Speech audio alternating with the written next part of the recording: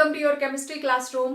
प्यारे बच्चों, आज हम एटॉमिक मास के बारे में पढ़ने वाले हैं, लेकिन उससे पहले हमें कुछ एक चीजों का ध्यान रखना है। पहले हम उसके बारे में बात करेंगे, ठीक है। आप लोग प्रीवियस वीडियो के अंदर पढ़ चुके हैं what is the difference between atom and molecule. मैं फिर से बता देती हूं, एटम मे और मे नॉट एग्जिस्ट इंडिपेंडेंटली। ये इंडिपेंडेंटली एग्जिस्ट कर भी सकती है, नहीं भी कर सकती, but molecule is a substance which exist independently, right. Okay, तो अगला क्वेश्चन ये था कि मॉलिक्यूल कितने तरह के होते हैं। एटम्स तो एटम्स का तो आपको पता है। जितने भी एलिमेंट्स हैं पीरियोडिक टेबल के अंदर, वो सारे के सारे 118 के आसपास हैं। तो दे मे और may not exist independently, right. उसमें से कुछ एक हैं, जैसे हमारे नोबल गैसेज हैं, दे एग्जिस्ट इंडिपेंडेंटली, लेकिन बाकी के कंबाइंड स्टेट में हैं। तो बेसिकली हम मॉलिक्यूल्स के बारे में बात करने वाले हैं। जब या तो सेम एटम्स या डिफरेंट एटम्स आपस में कंबाइन करती हैं तो मॉलिक्यूल्स बन जाते हैं, ठीक है। तो ये जो मॉलिक्यूल्स हैं, these are of two types, homo atomic, hetero atomic. Homo का मतलब आपको पता है सेम, और हेटेरो का मतलब भी आपको पता है डिफरेंट, ठीक है। तो ऐसा molecule, the molecules having same atoms combined together, simple बात, homo atomic, same atoms combined together are known as homo atomic molecules. And molecules having different atom combined together are known as heteroatomic molecules। अब example से आपको बिल्कुल clear हो जाएगा, ठीक है। For example hydrogen, it is homoatomic, ठीक है, और इसकी एटॉमिसिटी होती है, यहां मैं लिख लेती हूं, एटॉमिसिटी कितनी है, 2। दो एटम्स जुड़ी है ना, ये ऐसे होता है, H single bond H। Oxygen, again oxygen की एटॉमिसिटी ऑल्सो 2, दो एटम्स जुड़ी हैं, oxygen double bond oxygen. Okay, late it B. Next nitrogen, nitrogen की एटॉमिसिटी अगेन इट इज 2, दो नाइट्रोजन के एटम्स जुड़े हैं, it is bonded through triple bond. Okay, ozone O3, तो ओजोन की एटॉमिसिटी इज 3, तो ये जुड़ा होता है O double bond O coordinate bond O, ठीक है। इसी तरीके से chlorine atomicity 2, Cl bond Cl। तो ऐसे बहुत से एग्जांपल्स हैं जिसमें सेम एटम्स आपस में जुड़ के एक मॉलिक्यूल बनाती हैं। हेटेरोएटॉमिक का एग्जांपल, सबसे बेस्ट एग्जांपल H2O, एटॉमिसिटी कितनी है, 2 + 1 3, ठीक है। Then carbon dioxide heteroatomic molecule, calcium chloride heteroatomic molecule. तो जितने भी आप नाइट्रोजन के ऑक्साइड की बात करेंगे, N2O, N2O3, N2O4, N2O5, जितने भी अलग अलग एलिमेंट्स आपस में जुड़ के कंपाउंड्स बनाते हैं, आप वो हर एक एग्जाम्पल इसके अंदर ऐड कर सकते हैं। You can make it sodium chloride, अलग अलग एटम्स जुड़ेंगी और मॉलिक्यूल बनाएंगे, they are known as heteroatomic molecules. It was very very simple concept. अब हम अपने असली टॉपिक के ऊपर आने वाले हैं। आज हमने सीखना है एटॉमिक मास क्या होता है, मॉलिक्यूलर मास क्या होता है, ग्राम एटॉमिक मास क्या होता है। कुछ एक हमारे पास डेफिनेशंस हैं, कुछ एक वर्ड्स हैं जो हम बार बार यूज करते हैं, वो वर्ड कहाँ से आए और उनकी डेफिनेशन, उसके बारे में अभी हम बात करेंगे। ओके, तो अब सबसे पहले हम ये सीखेंगे व्हाट इज रिलेटिव मास। हम जितनी भी एटम्स का एटॉमिक मास लिखते हैं, आप लोग नॉर्मली यूज करते हो, हाइड्रोजन का एटॉमिक मास इज 1, कार्बन का होता है 12, ऑक्सीजन का होता है 16, नाइट्रोजन का होता है 14, आप सभी का जानते हो। ये मास कहां से आया, दिस इज रिलेटिव मास। अच्छा, सिर्फ ऐसा नहीं है कि हम एटम्स या मॉलिक्यूल की बात करते हैं तो ये रिलेटिव मास हम वहीं पे यूज करते हैं। आप अपनी डेली लाइफ के अंदर इस चीज को यूज करते हो। कैसे, जब भी आपको कोई चीज तोल कर दी जाती है, ठीक है, चाहे वो चीनी है, दाल है, whatever solid material you are getting from the market, और वो आपको तोल कर देते हैं। तो अभी तो हमारे पास इलेक्ट्रॉनिक वेइंग बैलेंसेस हैं, ठीक है, लेकिन बहुत सारी दुकानों के ऊपर आपने ये वाला तराजू जरूर देखा होगा, है ना, देखा है ना, ठीक है। इधर फिर ये सेंटर में इसको पकड़ने के लिए डंडी सी होती है, और देन सेम ऐसा ही इधर। और क्या करते हैं दुकानदार, इस साइड वो कुछ एक स्टोन होते हैं ना, गोल गोल या चौरस, तो ऐसे करके निशान बना होता है, एक किसी पे लिखा होता है 1 किलोग्राम, 500 ग्राम्स होता है, देन 250 ग्राम्स का होता है, 50 ग्राम्स के होते हैं, छोटे छोटे पत्थर होते हैं, है ना, छोटे छोटे पत्थर तो नहीं बोलूंगी मैं, वेट्स होते हैं made up of metal, iron के होते हैं, कॉपर के होते हैं, देन पीतल के भी होते हैं, वो छोटे छोटे स्टोन्स जिनको दुकानों के ऊपर शॉपकीपर जो है वो यूज करते हैं, ठीक है। इधर वो स्टोन रख देंगे, जो भी हमारे पास किलोग्राम का पत्थर है, जो भी हमारे पास मटेरियल है दैट इज ग्रेजुएटेड, उसके ऊपर लिखा होता है। मान लो कि हमें 1.5 किलो चीनी चाहिए, तो वो 2 पत्थर इधर रखेगा, एक 1 किलोग्राम का और दूसरा 500 ग्राम्स का, और दूसरी तरफ लिफाफे में वो चीनी डालता जाएगा, यहाँ पे चीनी डालता जाएगा, जब तक ये दोनों पलड़े बराबर नहीं हो जाते। मतलब आपको चीनी तोल कर मिली, उसने आपको चीनी तोल कर दी, बट किसके कंपैरेटिव, ये जो 2 उसने मेजरिंग ऑब्जेक्ट्स रखे थे, एक का वेट था 1 किलोग्राम, दूसरे का था 500 ग्राम्स।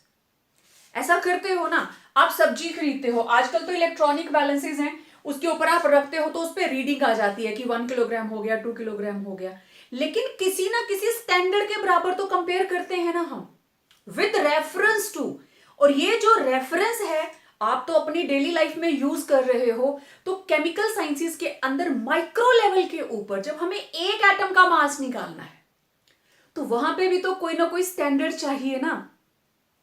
यहां तो हम लोग बड़े बड़े ऑब्जेक्ट्स मार्केट से परचेज कर रहे हैं, तो कई दुकानों के ऊपर तो ऐसा होता है कि वो लोहे वाला स्टोन नहीं होगा, तो उन लोगों ने ना उसी से मिलता जुलता कोई दूसरे जो पत्थर होते हैं वो भी उसके वेट के बराबर के रखे होते हैं काम चलाने के लिए।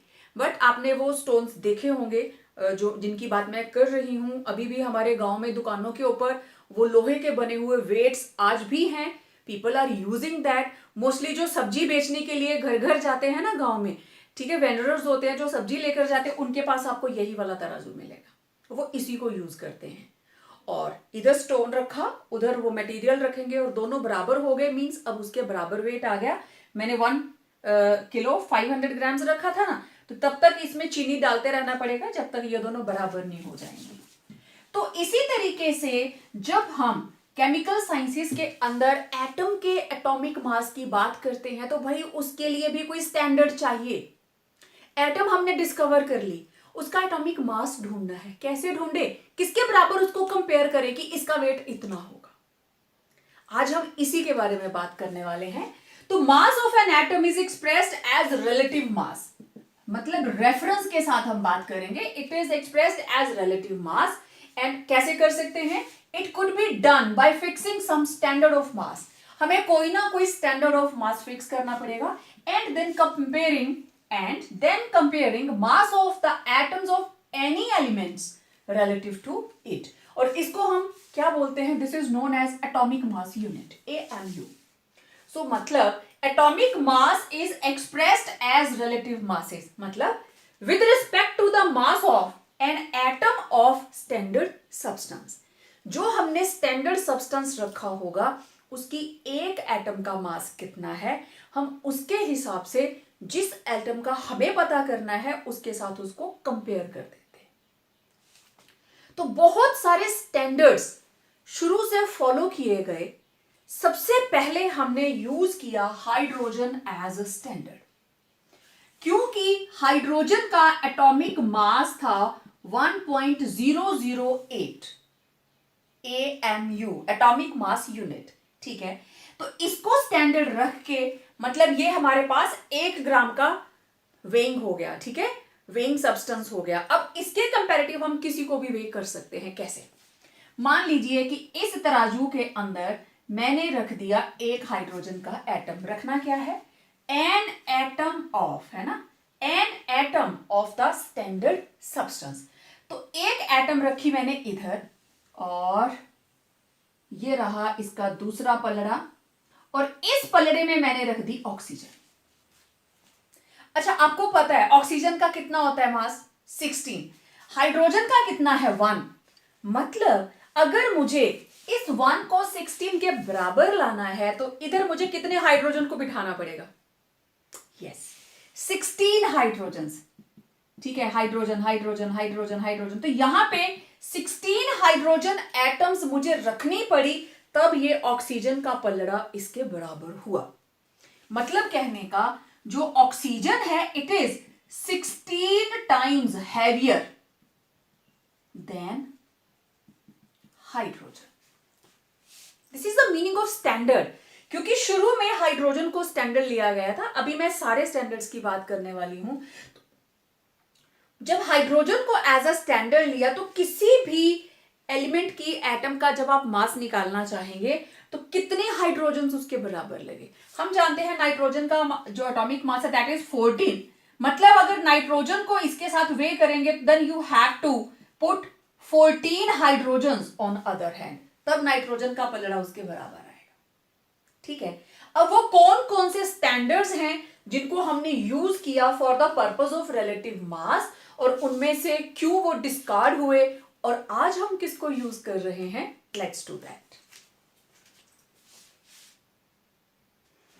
अब देखो, ये अलग अलग स्टैंडर्ड्स हैं, वेरियस स्टैंडर्ड्स ऑफ रिलेटिव मास, कि जब हमें किसी एटम का कोई नई डिस्कवरी हुई है, ऑलरेडी डिस्कवर्ड है, आप उसी को प्रूव करना चाहते हो, तो आपको किस तरीके से करना है, ये शुरू से लेके अब तक के स्टैंडर्ड्स हैं। Nowadays since 1961 as approved by International Union of Pure and Applied Chemistry by IUPAC.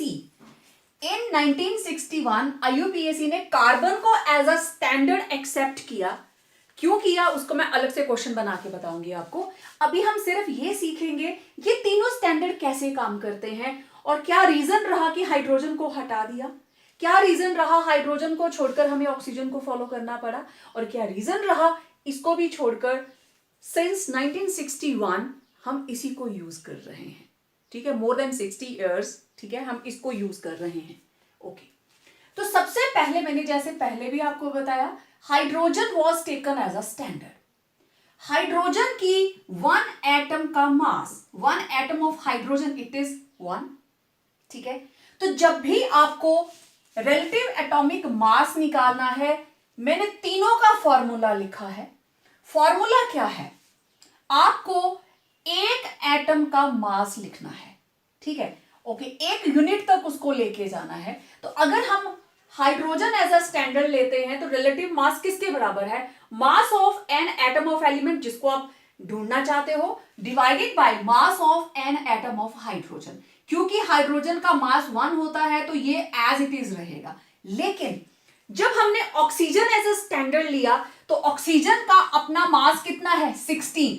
तो हमें उसको 1 पे लेके जाना है ना, we have to make it 1, उसको 1 एटॉमिक मास यूनिट बनाना है। तो हम क्या करेंगे? 1/16 of mass of an atom of oxygen. Oxygen का मास कितना होता है? 16। फिर जब ये कटेगा what you will get? 1 AMU। You have to get a standard of 1 atomic mass unit. इसी तरीके से जब हम कार्बन की बात करते हैं, कार्बन का एटॉमिक मास होता है 12। मुझे अगर इसको 1 करना है what should I do? Yes, मैं उसको 1/12 कर दूंगी। 1/12 of mass of an atom of carbon, what it will be? 1/12 into 12 it will be 1। समझ आई बात? इसलिए हम लिख रहे हैं यहां पे ऑक्सीजन के लिए 1/16 और कार्बन के लिए 1/12। ओके, अब देखो हम एक एक एग्जांपल लेते हैं, फिर मैं आगे मूव ऑन करूंगी। तो यहां पे when we are getting hydrogen as a standard, relative mass it will be equal to mass of an atom of element, जिसको आपको पता करना है, divided by mass of an atom of hydrogen. Okay, for example, let us calculate mass of oxygen atom, right? तो किसके बराबर होगा इसका? relative mass, it will be equal to mass of an atom of oxygen divided by mass of an atom of hydrogen. Right मैं hydrogen को simple H लिख देती हूँ. राइट तो क्या लिखेंगे हम? ऑक्सीजन का कितना होता है 16 डिवाइडेड बाय हाइड्रोजन का 1. तो इसका जो रिलेटिव मास है, रिलेटिव मास ऑफ ऑक्सीजन कितना आया 16 एटॉमिक मास यूनिट. क्योंकि स्टैंडर्ड क्या है 1, दिस इज 1 AMU. राइट तो it was 16 atomic mass unit. Okay similarly mass of, या मैं सीधा कहूं relative mass of, relative mass of nitrogen. Let's calculate. तो मैं सीधा RM लिख रही हूं इसको. रिलेटिव मास किसके बराबर होगा? It will B mass of an atom of nitrogen divided by mass of hydrogen, mass of an atom of hydrogen. Right N atom of hydrogen तो किसके बराबर होगा 14 divided bye 1, it will B 14 AMU atomic mass unit. This is relative mass of nitrogen. ठीक है तो इस तरीके से आप किसी भी एलिमेंट की एटम का एटॉमिक मास निकाल सकते हैं. ओके यहां तक नोट कर लिया सबने? मुझे इसको हटाना है. एक एग्जाम्पल मैं हटा रही हूं. ओके आपने नोट कर लिया. उसके बाद आप इसी कॉलम में आप क्या लिखने वाले हो. अब बात आई कि ये क्यों हमें हटाना पड़ा, हाइड्रोजन के स्टैंडर्ड को हमें डिस्कार्ड करना पड़ा. व्हाट वाज द कंडीशंस, क्यों ऐसा हो गया? तो दोनों एग्जांपल्स के बाद देखिए. Later on after the discovery of various isotopes of hydrogen, that is 1H1, 1H2, 1H3. अब हाइड्रोजन के 3 आइसोटॉप आ गए. अब प्रॉब्लम क्रिएट हो गई. Later on after the discovery of various isotopes of hydrogen, that is 1H1, 1H2, 1H3, this standard was discarded. ठीक है इसको discard कर दिया गया as it was very difficult to choose one standard when it is having 3 different hydrogen atoms. और ये तीनों ही अच्छी खासी क्वांटिटी में एग्जिस्ट कर रहा था. तो it was very very difficult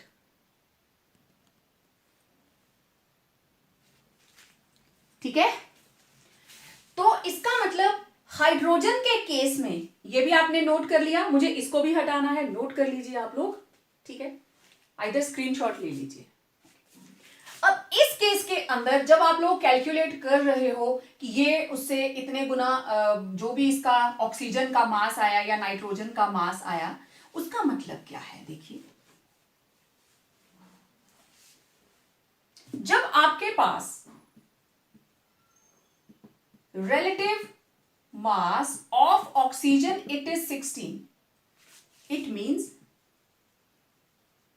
oxygen is 16 times heavier than hydrogen, है ना. Similarly relative mass of nitrogen it is 14, that is nitrogen is 14, this is AMU atomic mass unit. Hydrogen का कितना होता है? Mass of hydrogen is equal to 1 atomic mass unit. ठीक है तो oxygen का आया 16, नाइट्रोजन का आया 14 atomic mass unit. That is nitrogen is 14 times heavier than hydrogen. Done? Okay. अच्छा, अब ये तो डिस्कार्ड हो गया। तो हाइड्रोजन को छोड़कर फिर नेक्स्ट स्टैंडर्ड जो था that was taken up as oxygen, क्योंकि ऑक्सीजन भी हमारे एटमॉस्फेयर के अंदर क्वाइट क्वांटिटी के अंदर एग्जिस्ट करती है, इसकी अच्छी खासी हमारे पास एबंडेंस है, तो it was selected as a standard. ठीक है, तो इस हिसाब से अगर हमें किसी की भी वैल्यू निकालनी है, फॉर एग्जांपल अगर मुझे नाइट्रोजन का मास निकालना है तो relative mass of nitrogen, it will be equal to mass of an atom of nitrogen divided by 1/16 into mass of an atom of oxygen। तो किसके बराबर आता है ये? 14 डिवाइडेड बाय 1/16 इंटू 16, क्योंकि ऑक्सीजन का कितना है एक एटम का मास? 16। 16 से 16 cancel, it will come out to be 14 atomic mass unit, क्योंकि 1/16 इंटू 16 तो अगेन हो गया ना 1 AMU, मैंने आपको पहले बताया। तो it was relative mass of nitrogen, right. तो इस तरीके से हम किसी भी एलिमेंट को ऑक्सीजन की हेल्प से as a standard relative mass निकाल सकते थे, लेकिन यहां पे भी वही प्रॉब्लम आई। Later on O17 and O18 ये दो आइसोटॉप हैं, इन एडिशन टू O16 दो और आइसोटॉप्स हमारे पास आ गए। देखो ऑक्सीजन के सारे कौन से हैं? O816, O817, O818, ये तीन आइसोटॉप्स हैं। 16 को हम यूज कर रहे थे और ये दो और डिस्कवर हो गए। अब फिर से प्रॉब्लम आ गई कि भाई एज अ स्टैंडर्ड इसको लें, इसको लें, इसको लें, ये तो आपस में ही झगड़ते रहेंगे। अगर 16 को लेते हैं तो 17 बोलता मैं भी हूं, 18 बोलता मैं भी हूं। Similar is the case with hydrogen कि प्रोटियम तो था ही था, लेकिन लेटर ऑन ड्यूटेरियम भी आ गया, ट्राइटियम भी आ गया, और सबकी अपनी अपनी एबंडेंस है नेचर के अंदर। सो ऑक्सीजन के जब ये दो आइसोटॉप्स डिस्कवर हो गए, then it became problematic to work with oxygen as standard। तो मुश्किल हो गई कि अब इसको हम किस तरीके से यूज करें, राइट। फिर in 1961 International Union of Pure and Applied Chemistry, they people decided that carbon 12, no doubt carbon के भी तीन आइसोटॉप्स हैं, C612, C613, C614, but C12 it was selected as a standard. मैंने बोला था इसको मैं अलग से क्वेश्चन में बताऊंगी, यहां आपको सिर्फ कार्बन को एज अ स्टैंडर्ड यूज करना है कि आप इसको किस तरीके से वैल्यूज निकालेंगे। ठीक है, तो C12 का मतलब इसका एटॉमिक मास कितना है? 12 ग्राम्स। ओके, तो इसके हिसाब से चलो हम ऑक्सीजन का निकालते हैं या नाइट्रोजन का ही निकालते हैं। For example relative mass of nitrogen. Okay, तो रिलेटिव मास ऑफ नाइट्रोजन किसके बराबर होगा? मास of an atom of nitrogen divided by 1/12 into, क्योंकि मुझे 1 आंसर चाहिए तो 12 को 1 बनाने का तरीका क्या है? 1/12। ठीक है, तो 12 से 12 कैंसिल हो जाएगा, it will be 1/12 into mass of an atom of carbon. तो it was 14 divided by 1/12 into 12, तो 12 से 12 cancel and it was relative mass of nitrogen 14 atomic mass unit. So it was various standards of relative mass जो अब से latest तक हम लोग use करते आए। सबसे शुरू में हाइड्रोजन था, फिर हाइड्रोजन के आइसोटॉप्स डिस्कवर हुए, वी शिफ्टेड टू ऑक्सीजन, उसके भी आइसोटॉप्स आ गए, then we shifted to carbon and still we are sticking to it, we are sticked to it, इसी के साथ हम काम कर रहे हैं। ठीक है, अब जो मैं आपको बता रही थी, why carbon was selected as standard. अब देखिए, carbon has C12, C13, C14 isotopes, लेकिन हमने C12 क्यों यूज किया? It is C12, it is most stable with 98.89% abundance. 100 में से 98.89 मीन्स ऑलमोस्ट 99% कौन है? C12, and it is very very stable. C14 it is radio active, कुछ एक क्वांटिटी में 0.00 समथिंग क्वांटिटी में ये रहती है, लेकिन मोस्ट स्टेबल जो इसकी स्टेट है कार्बन की, दैट इज C12। ठीक है, so these were various standards of relative mass. तो देखिए, अब जब carbon as a standard for relative mass select हो गया, क्यों हुआ? क्योंकि जो C12 आइसोटोप है, it has mass exactly equal to 12 atomic mass units. मतलब 1 atom of C12 is equal to 12 atomic mass units। तो अगर मुझे इसको 1 लेके आना हो तो मुझे क्या करना पड़ेगा? 1/12 of mass of an atom of C12। तो therefore 1/12 of mass of C12 ये किसके बराबर होगा? 1/12 into 12, राइट? तो it will be 1 atomic mass unit. इसीलिए जब हम इसका फॉर्मूला लिखते हैं किसी का भी, like relative mass of an element, किसके बराबर होगा? मास of an atom of element, जिसको भी आप पता करना चाहते हो, divided by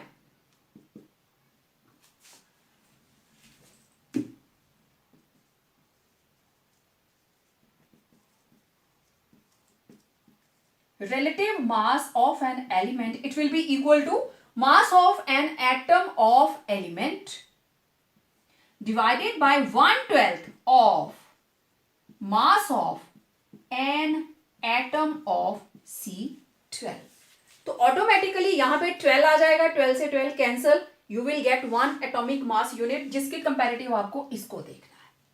So it was carbon as a standard as selected by IUPAC in 1961, and we are still using it। Quite stable जो element है, this is quite stable to be used as a standard for relative mass। ठीक है, अब देखो, what is average atomic mass divided by 1/12 of mass of an atom of C12। तो automatically यहां पे 12 आ जाएगा, 12 से 12 cancel, you will get 1 atomic mass unit, जिसके कंपैरेटिव आपको इसको देखना है। So it was carbon as a standard as selected by IUPAC in 1961, and we are still using it. Quite stable जो एलिमेंट है, this is quite stable to be used as a standard for relative mass. ठीक है, अब देखो, what is average atomic mass. Average आपको पता है, मान लीजिए हमारे पास 2 स्टूडेंट्स हैं, तो दोनों के पास, एक के पास है 10 पेंसिल्स और दूसरे के पास है 16। हम ये चाहते हैं कि दोनों में बराबर, मतलब इन दोनों की एवरेज क्या रहेगी? Leave it. Average atomic mass, जब एक ही एलिमेंट के आपको एक से ज्यादा तरह के मासेस नजर आए, तो आपको उसकी एक एवरेज निकालनी पड़ेगी, है ना? जैसे क्लोरीन है, ठीक है, क्लोरीन का एक हमारे पास है 35 और एक हमारे पास है 37, लेकिन आप लोग क्या लिखते हो? क्लोरीन का एटॉमिक मास, यस, 35.5। ये कहां से आया? ये 35, ये 37, अगर दोनों का टोटल करके बाय 2 करोगे, इट विल नॉट बी 35.5। तो ऐसा नहीं होता कि दोनों के मास को एवरेज निकालने का तरीका क्या है? दोनों के मास का टोटल किया, 2 आर्टिकल हैं, it will be divided bye 2। Average ऐसे ही निकालते हैं ना। मान लो हमें 3 लोगों का निकालना होता मास, तो पहले इसका निकाल लेते हैं। 7 + 2 12, 9 + 1 देन 3 3 6 72, और इसको डिवाइड करेंगे तो it will be 36। It should be 36, but no, it comes out to be 35.5, ठीक है। मान लो हमारे पास 3 ओक्टे, 35 प्लस 37 प्लस 40, तीनों का टोटल करके 1 2 3 आर्टिकल 3 से डिवाइड करते you will be getting the average. तो इस केस में क्लोरीन का हम किस तरीके से कैलकुलेट करेंगे, मैंने बताया it is calculated on the basis of their natural abundance, nature में उनकी अक्रेंस किस रेशो में है, दैट विल डिसाइड। मान लो मेरे पास 2 एलिमेंट हैं, I have an element, late it B element A has 2 isotopes, ठीक है, आइसोटोप 1 आइसोटोप 2, ऐसे लिख लेती हूं मैं, late it B isotope 1, this is isotope 2, okay. इनके एटॉमिक मास, इसका है A, इसका है B। आइसोटोप 1 का atomic mass is A and isotope 2 का एटॉमिक मास B। तो मैं इसको कैसे रिप्रेजेंट करूंगी, लेट इट बी जो इसका एटॉमिक मास है A, जो इसका एटॉमिक मास है B, और एटॉमिक नंबर मान लीजिए इनका एटॉमिक नंबर है X, क्योंकि नंबर आइसोटोप के अंदर नंबर सेम होता है, मास डिफरेंट होता है, याद है ना। 2 आइसोटोप्स,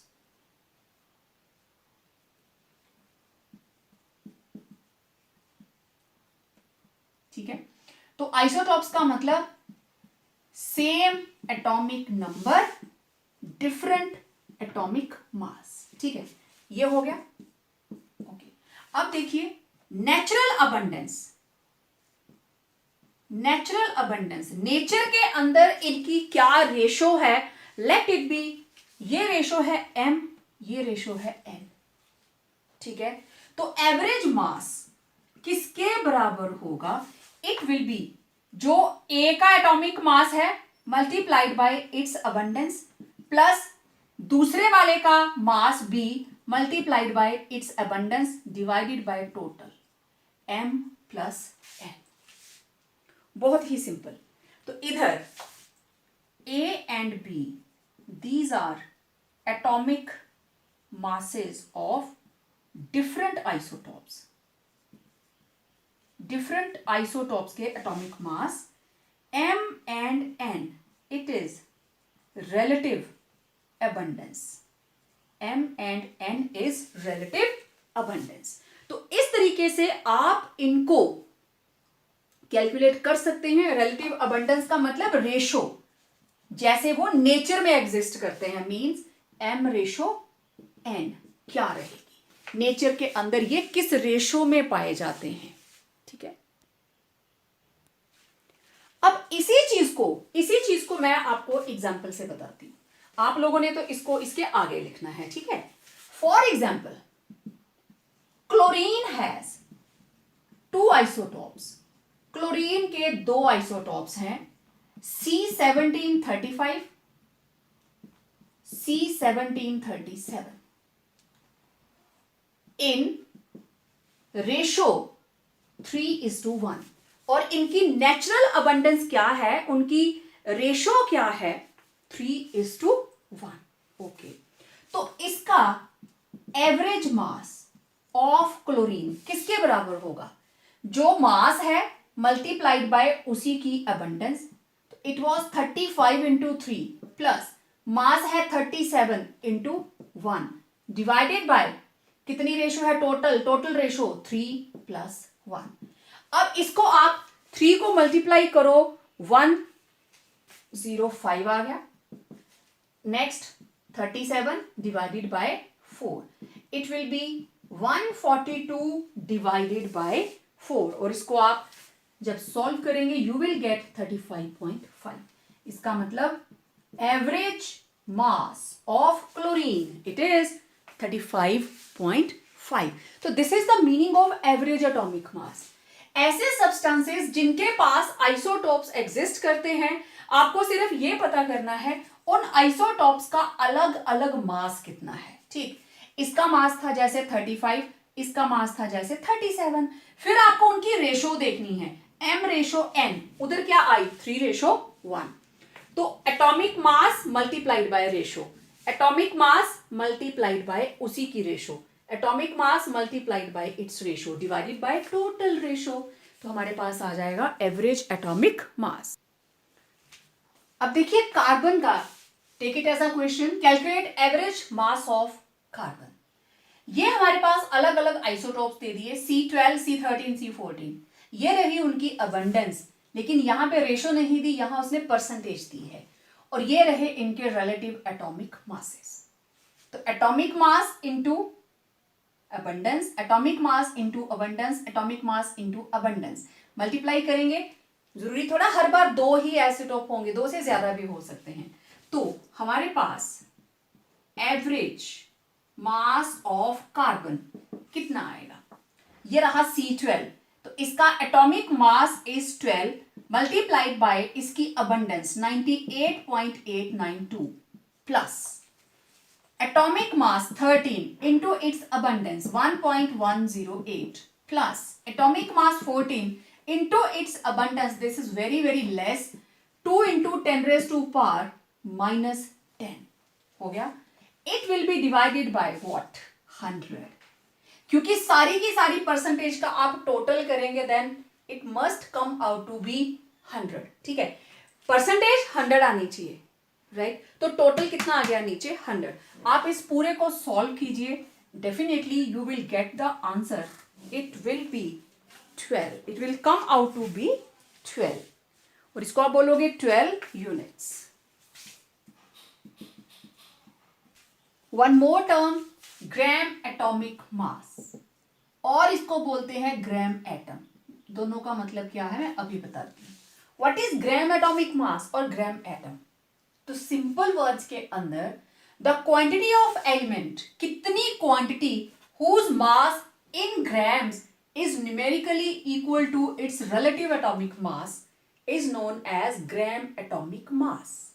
और इसको हम कैसे एक्सप्रेस करते हैं? It is expressed in grams.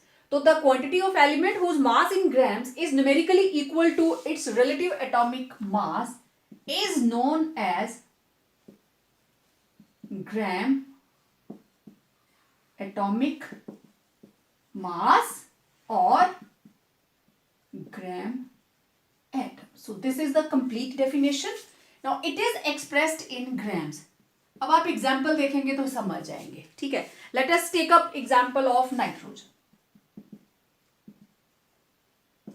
Nitrogen को आप सिंबल देते हो N, okay.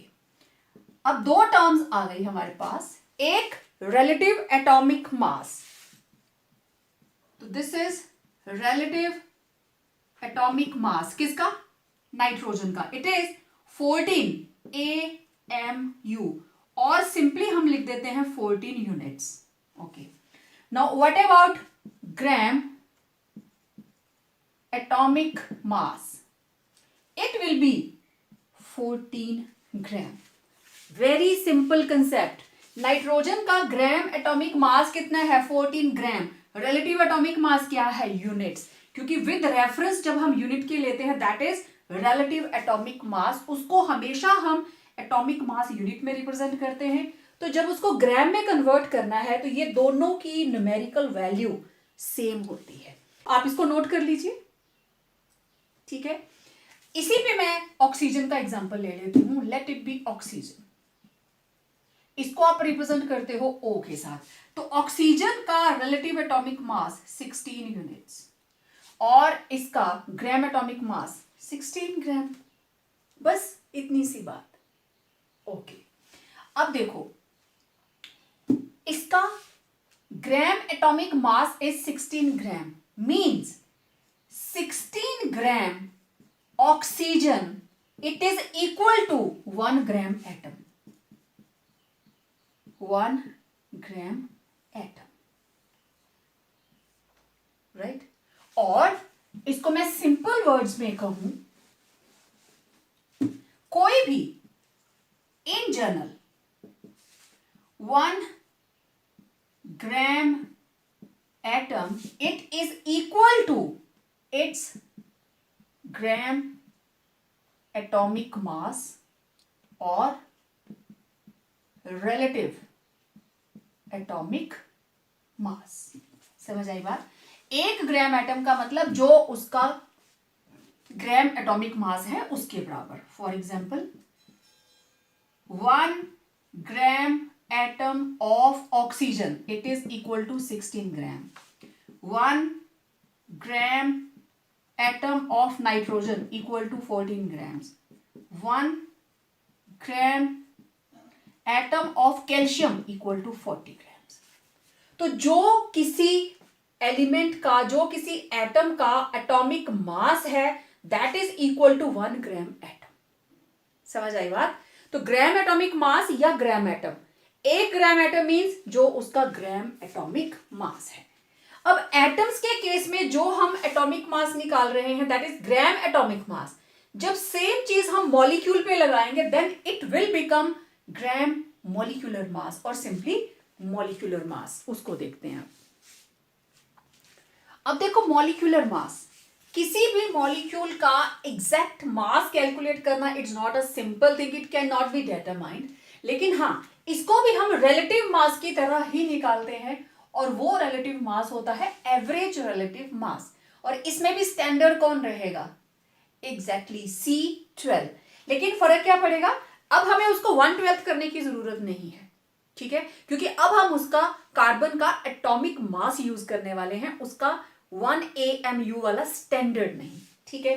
So it is the average, इसको अगर हम डिफाइन करें, it is the average relative mass of its molecule as compared to mass of carbon atom C12 taken as 12 units. Example. For example, molecular mass of methane. मुझे methane का molecular mass चाहिए. आप लोग 10th में ये सारी चीजें करते हो, तो किसके बराबर होगा? Molecular mass of methane, it is having 1 carbon and 4 hydrogens, so it will be equal to atomic mass of carbon plus कितने carbon? 1 carbon. It will be atomic mass of carbon plus how many hydrogens? 4 plus 4 into atomic mass of hydrogen. So how much atomic mass of carbon? It is 12 plus 4 into how much atomic mass of hydrogen? It is 1.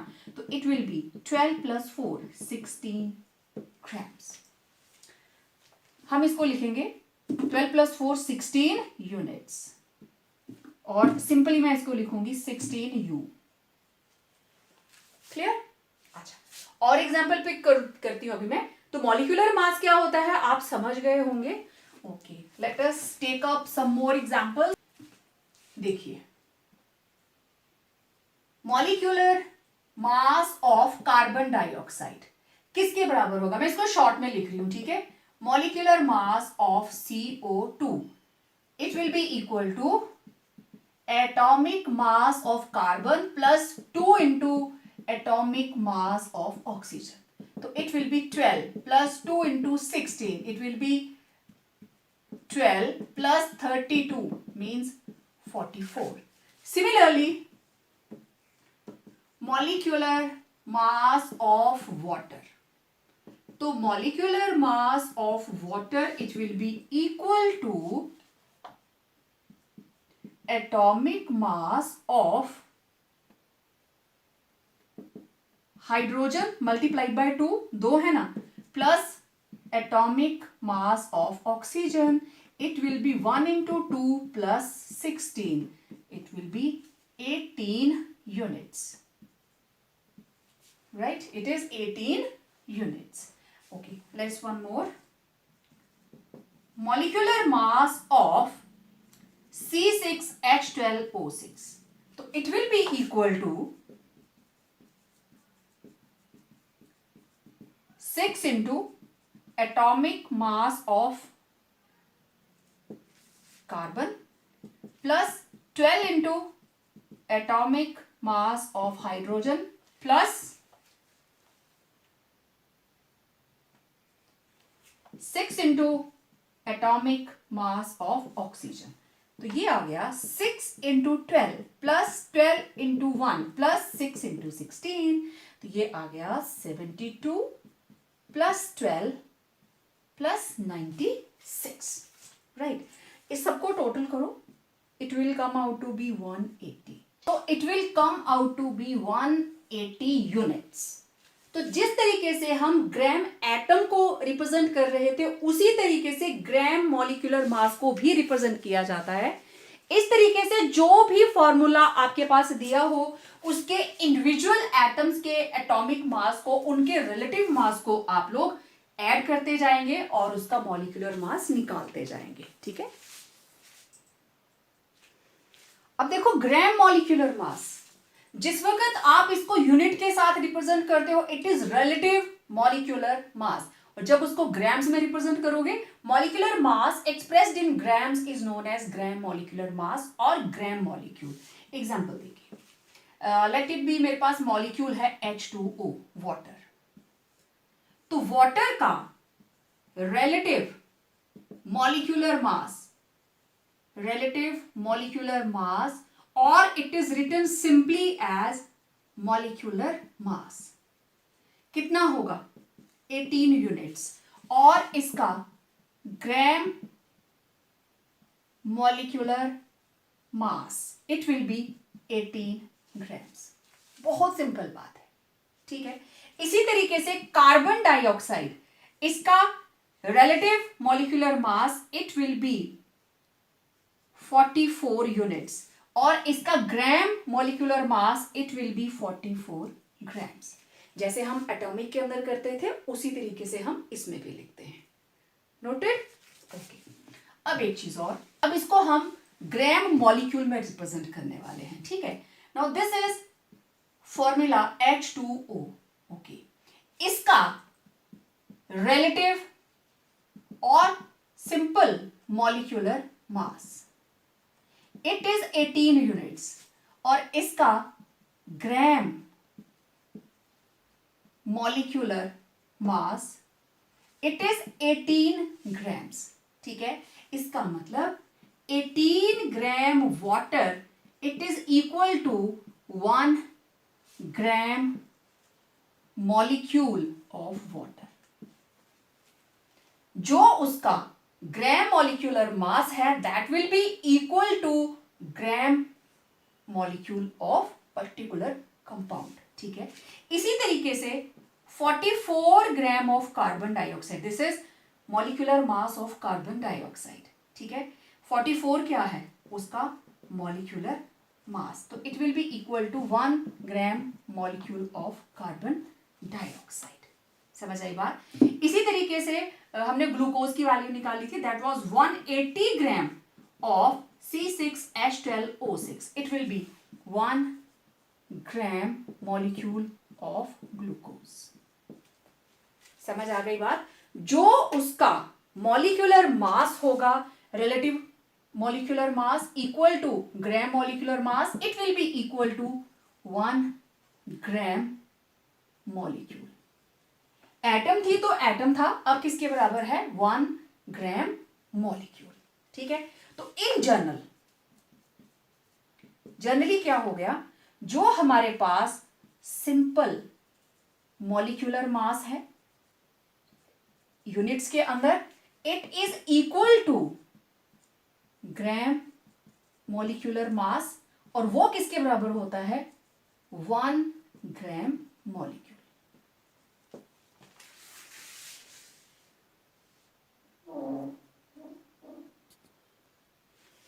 अच्छा, question देखिए, calculate mass of 1.5 gram atoms of calcium.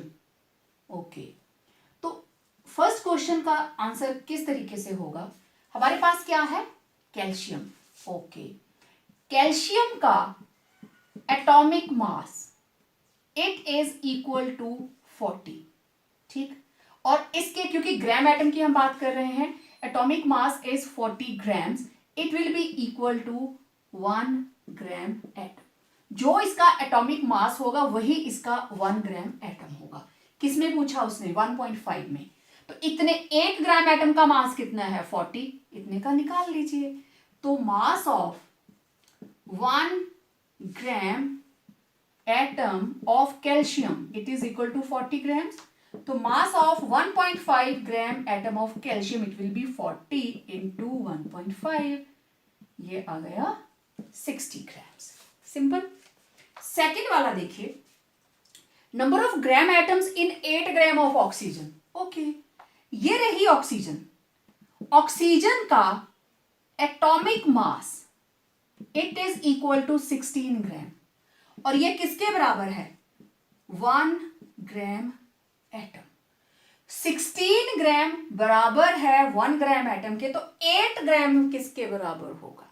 ठीक है, तो देखिए number of gram atoms, number of gram atoms in 16 gram of oxygen कितनी है? 1। Okay, number of gram atoms in 8 gram of oxygen, it will B 1/16 into 8, तो ये आ गया 1/2, और answer will be 0.5 gram atoms. तो इस तरीके से छोटे छोटे एक एक नंबर के न्यूमेरिकल्स कई बार आ जाते हैं। तो कहने का मतलब जो भी एटॉमिक मास है it is equal to 1 gram atom, जो भी मॉलिक्यूलर मास है it is 1 gram molecule, right. अच्छा, एक छोटा सा न्यूमेरिकल मैं कर देती हूं। Calculate mass of 1 gram 1.5 gram molecule of water. ठीक है, 1.5 gram molecule of water. Okay, ये रहा वाटर। वाटर का एटॉमिक अब आएगा इसका molecular mass. Molecular mass of H2O it is 18 grams. ठीक है, इसको ना भी लिखें आप, डायरेक्ट ये भी लिख सकते हो। ठीक है, दिस इज मॉलिक्यूलर मास 18 ग्राम, और ये किसके बराबर है? 1 ग्राम मॉलिक्यूल।